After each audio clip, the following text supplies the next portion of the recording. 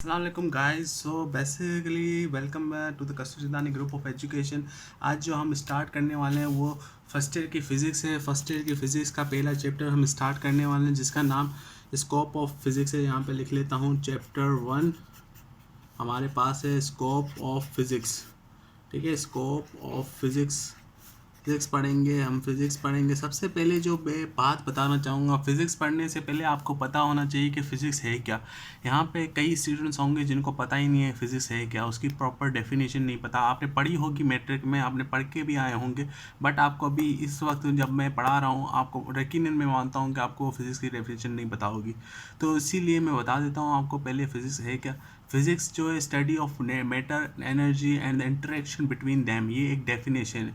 Basically जो हम real में मीनिंग करते हैं वो फिज़िक्स की वो ये है कि जो हम चीज़ें क्वेश्चन करते हैं वो उसको फिर जब आंसर करने की कोशिश करते हैं, जब उसको आंसर करते हैं वो observing and experimenting, by observing and experimenting then it comes a result and that results comes which that related to the physics. Means कि वो जो रिज़ल्ट हमारे पास आती है वो फिज़िक्स से रिलेटेड होती है, वो उसे हम फिज़िक्स कहते हैं. वो एक मेथड है जो इसका साइंटिफिक मेथड है, ऑब्जर्विंग, एक्सपेरिमेंटेशन वगैरह, थिंकिंग वगैरह, ये सब चीज़ें आप मैट्रिक में पढ़ के आए हैं. ठीक है, तो यहाँ पे जो हमारा पहला टॉपिक है वो हमारे पास है डायमेंशन. अब डायमेंशन क्या है? डायमेंशंस बेसिकली इसके जो न्यूमेरिकल्स आते हैं, पेपर्स में आते हैं, जो कि इम्पोर्टेंट मैं आपको करवा दूंगा. यहाँ पे पहले देख लेते हैं डायमेंशन है क्या. ठीक है, डायमेंशन. ठीक है, basically dimension represents the nature of physical quantities. Dimension represents the nature of physical quantities. Dimension nature represent करता है, मीन्स उसकी एक नेचर डिफाइन करता है फिजिकल क्वांटिटीज़ की. अब सवाल उठता है फिजिकल क्वांटिटीज़ क्या है. ठीक है, पहले डेफिनेशन लिख लेते हैं. Dimension represents the nature of physical quantities.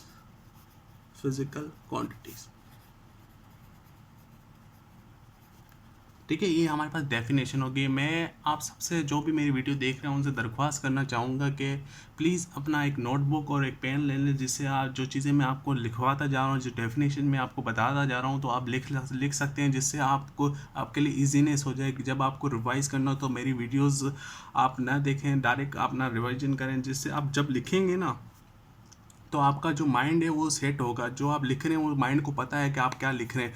फिर आपको उस चीज़ की मतलब एक लर्निंग हो जाएगी, फिर आप वो चीज़ें कभी भूल नहीं सकेंगे. ठीक है, जो समझ के लिखता है ना वो बंदा, वो चीज़ें उसके माइंड में बैठ जाती हैं कभी ना कभी. फिर ऐसे एक ऐसा मोड़, बस उसको एक हिंट चाहिए जो शुरू होने में, वो हिंट मिल गया ना उससे वो शुरू हो जाएगा, उस चीज़ें सारी याद आने शुरू हो जाएंगी. ठीक है, तो यहाँ पे हमारी बात कर रहे थे फिजिकल क्वांटिटीज़ क्या है हमारे पास. फिजिकल क्वांटिटीज़ हमारे पास जो है इसकी डेफिनेशन मैं ये कह सकता हूँ, all measurable quantities are called physical quantity. कोई भी ऐसी क्वांटिटीज़, कोई भी ऐसी थिंग्स जो कि हम मेजर कर सकते हैं उसे हम फिजिकल क्वांटिटीज़ कहते हैं. ठीक है, फिजिकल मीन्स के किसी चीज़ को हमें मतलब काउंट करना है, उसे हमें मेजर करना है, किस में करेंगे. ठीक है, वो उसे हम फिजिकल क्वांटिटी कहते हैं. ठीक है, ये हमारे पास फिजिकल क्वांटिटीज़ की मैं डेफिनेशन मैंने बता दी आपको. All measurable quantities are physical quantities. ठीक है, all measurable quantities is are physical quantities. ठीक है, फिजिकल क्वांटिटीज़. ठीक है, ये हमारे पास डेफिनेशन होगी इसकी. ठीक है, all measurable quantities are physical quantities. अगर अब डायमेंशन हम किस तरीके, अभी आपको पता होगा कि हम तीन ऐसे डायमेंशंस हैं जिसमें हम हर चीज़ को कैलकुलेट करते हैं. चाहे वो हमारे पास कुछ चिप्स हमें वेट करना हो, किलोग्राम में वेट करना हो, मिलीमीटर में, वो किसी में भी करना हो, उसकी जो तीन कॉमन टर्म्स हैं वो हैं, मैं लिखवा देता हूँ. ये तो तीन टर्म है, हम इसी में मेजर करते हैं. मास, एक तो मास जिसको हम एम से रिप्रेजेंट करते हैं. ठीक है, कोई ऐसी चीज़ जो मास कैरी करती है, किलोग्राम, ग्राम, मिलीग्राम, ये चीज़ें सारी मास में आती है. ठीक है, ये उसकी अलग टाइप से हैं. ठीक है, उसके बाद आती है लेंथ. लेंथ मीन्स मीटर वगैरह, सेंटीमीटर, जो भी ये चीज़ें निकली है लेंथ ही है. हाइट, वेट, ये सब लेंथ है. ठीक है, ये मैं आपको बता दूँ. तो उसके बाद जो तीसरी मोस्ट इम्पॉर्टेंट जो है, जो हमारे पास फिजिकल क्वांटिटी है जिसमें हम मेजर करते हैं डायमेंशंस, वो हैं टाइम. ठीक है, टाइम मीन्स सेकेंड्स, हम आवर्स, डेज, सब समथिंग लाइक दैट. ठीक है। वो चीज़ें हमारे पास जो भी हम मेजर करते हैं, कोई भी चीज़ हो, चाहे वो दूध क्यों ना हो, दूध को हम मेजर करते हैं लीटर्स में, लीटर्स किस में आ जाती है, मास में आ जाती है, ठीक है। इस तरीके से मीन्स हमें जो चीज़ें कैलकुलेट करनी, मेजर करनी होती हैं, तो वो सारी चीज़ें सारी चीज़ें इस तीन पे डिपेंड करती है। इन तीन की जो क्वांटिटीज़ फिजिकल अलग जो इसकी स्पेसिफिकेशन है उससे रिलेटेड करती है, ठीक है। कोई भी चीज़ इस पे निर्भर कर, किसी चीज़ को हम मेजर करते हैं तो इन तीन यूनिट से करते हैं, ठीक है। अब आ जाते हैं न्यूमेरिकल्स पे। जो न्यूमेरिकल्स आते हैं, अब आपको मैं थोड़ी सी बेसिक चीज़ें बता दूं जिससे आपको मुश्किल दरपेश ना हो आगे जो हम न्यूमेरिकल्स करेंगे उसमें। अब जैसे कि फ़र्ज़ करें मुझे डायमेंशन ऑफ एरिया निकलवाना है, तो किस तरीके से निकलवाऊंगा मैं, आपको पता होगा, पता होना चाहिए एरिया का फॉर्मूला क्या है, ठीक है।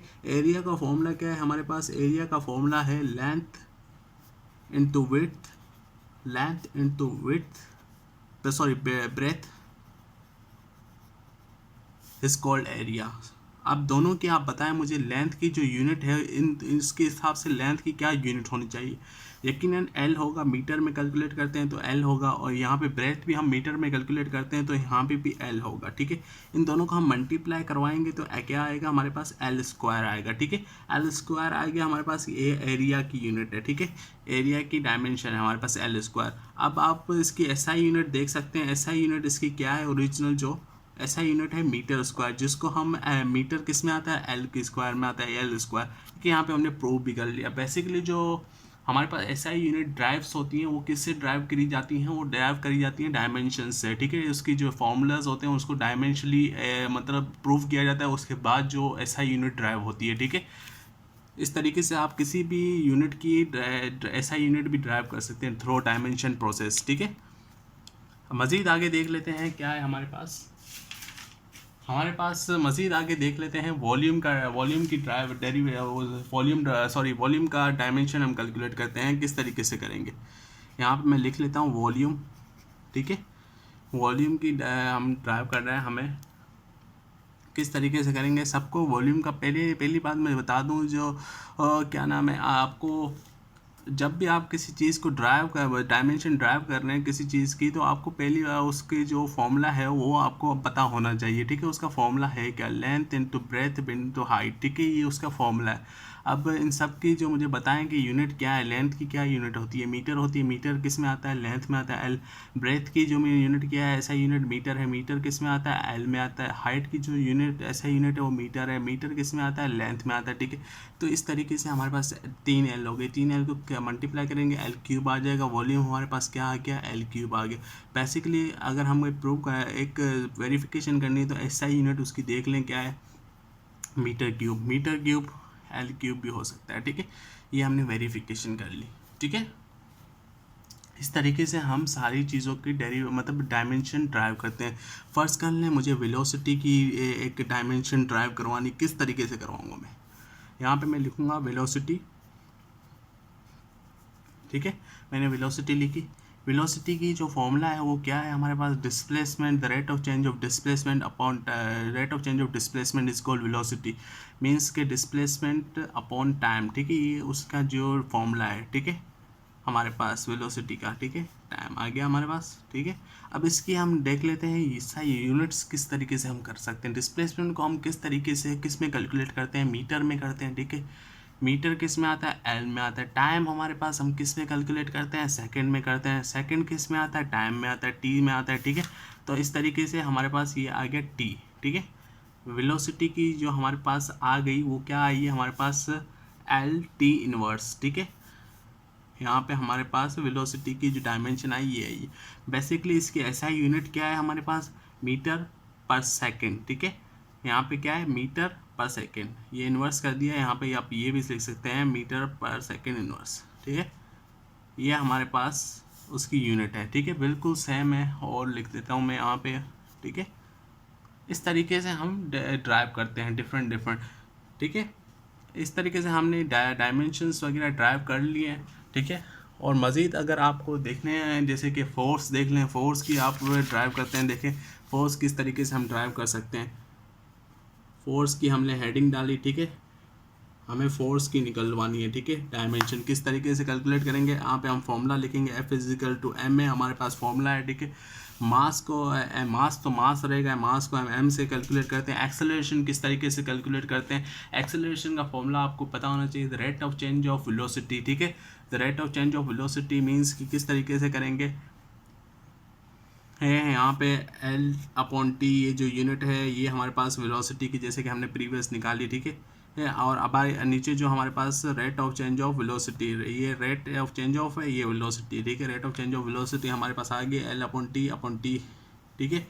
अब इसको हम मज़ीद सॉल्व करेंगे, मज़ीद किस तरीके से सॉल्व करेंगे, यहाँ पे टी डिवाइड और वहाँ ऊपर आके मल्टीप्लाई हो जाएगा,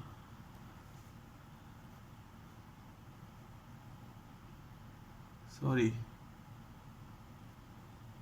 इस तरीके से हो जाएगी। अब M L T minus two, ठीक है। इस तरीके से यूनिट आ गई। अब किस तरीके से आई ये आप देख सकते हैं यहाँ पे 1 अपॉन, जैसे कि ये जब ऊपर जाएगा मल्टीप्लाई होगा न होने के लिए, जैसे कि यहाँ और लिख के मैं थोड़ा सा ब्रीफली डिस्क्राइब कर दूँ आपको, एल अपॉन टी, ठीक है, ये हमारे पास गिवन है, और यहाँ डिवाइड का साइन है 1/t, ठीक है। अब जब ये ऊपर जाएगा तो टी हो जाएगा, ठीक है, और ठीक है, सॉरी टी है हमारे पास, डिवाइड में टी है, जब मल्टीप्लाई होगा तो 1/t हो जाएगा, ठीक है। 1/t होगा तो मल्टीप्लाई हो जाएगा दोनों से, और ये L/t-1 आ जाएगा, हमारे पास फोर्स की यूनिट आ गई हमारे पास डायमेंशन, ठीक है। इस तरीके से हमने फोर्स की कैलकुलेट कर दी, ठीक है। इसके साथ मज़ीद हम आगे देखते हैं हमारे पास और क्या चीज़ें होती हैं, मज़ीद हमारे पास देख लेते हैं। हमारे पास क्या नाम है, उसके बाद जो इसकी यूजेस मैंने आपको बता दी है कि ये एसआई यूनिट ड्राइव करने के लिए भी यूज़ होती है, ठीक है। हमारे पास जब हम किसी चीज़ की एसआई यूनिट ड्राइव करते हैं, किसी फिजिकल क्वांटिटीज़ की एसआई यूनिट ड्राइव करते हैं, तो उसमें हमें सबसे पहले डायमेंशंस निकालनी होती है, उसके बाद हम ड्राइव करते हैं एसआई यूनिट, ठीक है। और इसमें एक और चीज़ भी है हमारे पास जो कि एग्ज़ाम में आती है, वो आती है to prove the homogeneity of equations. अब यहाँ पे लफ्ज़ होमोजेनिटी मैंने बोला, होमोजेनिटी का मतलब क्या है वो देख लेते हैं। होमोजेनिटी, ठीक है, होमोजेनिटी हमें कहते हैं left hand side is equal to right hand side, ठीक है। ये जो हम प्रूव करते हैं इसको हम बोलते हैं होमोजेनिटी, ठीक है, होमोजेनिटी ऑफ इक्वेशंस, ठीक है।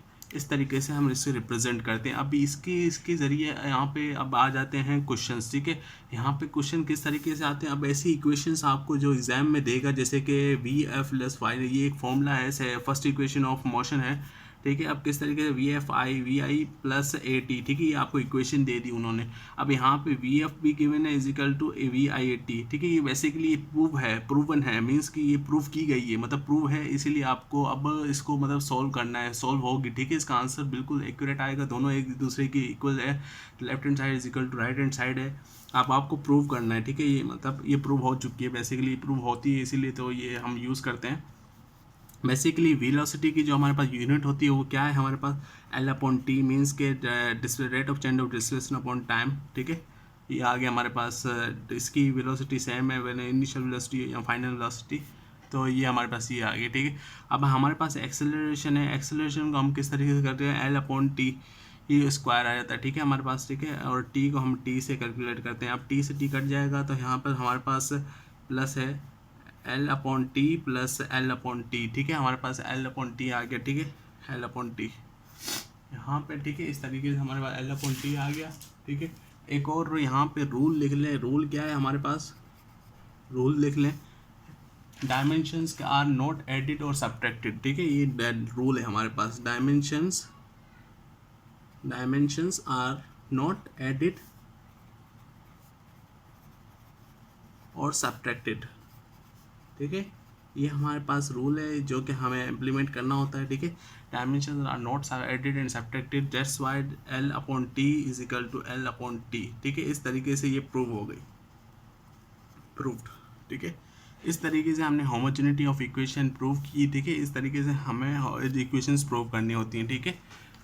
उम्मीद है कि आपको मज़ा आया होगा इस लेक्चर में। मज़ीद हम जो एग्ज़ाम्स में जो क्वेश्चंस आते हैं न्यूमेरिकल, वो नेक्स्ट वीडियो में हम सॉल्व करेंगे। उसके साथ हम साइंटिफिक एरर सिग्निफिकेंस वो पढ़ेंगे, सिग्निफिकेंस पढ़ेंगे, एरर्स पढ़ेंगे, और इसकी जो थोड़ी सी डिस्कशन करेंगे इसके बारे में, ठीक है।